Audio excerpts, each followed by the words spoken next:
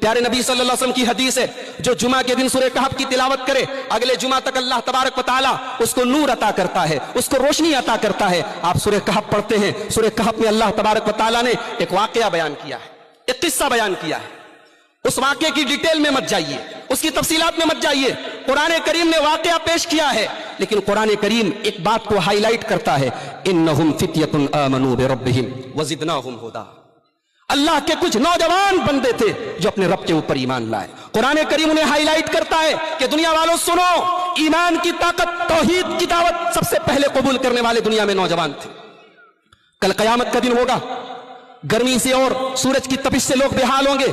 अल्लाह के प्यारे नबी फरमाते हैं, सबातुन युज़िल्लुहुमुल्लाहु फी ज़िल्लिही यौमा ला ज़िल्ला इल्ला ज़िल्लुहु।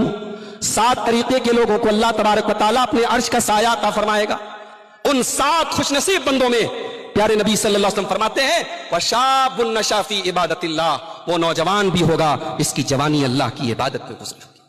मेरे भाइयों, इंसान की जिंदगी का सबसे कंप्लीट दौर, सबसे परफेक्ट दौर जवानी का दौर होता है, जिसमें दिमाग भी सबसे बेहतरीन काम करता है, शऊर भी सबसे ज्यादा होता है, इंसान सबसे ज्यादा एक्टिव होता है। इसीलिए जन्नती जब जन्नत में जाएंगे, अल्लाह के प्यारे नबी सल्लल्लाहु अलैहि वसल्लम फरमाते हैं कि जन्नती जवान होंगे, जन्नती जवान होंगे और ला यहरिमून अबदा, जन्नती कभी बूढ़े नहीं होंगे। जन्नत में बुढ़ापा नहीं होगा, क्योंकि बुढ़ापा कमजोरी है और जवानी ताकत है। जवानी इंसान की जिंदगी का सबसे बेहतरीन दौर है।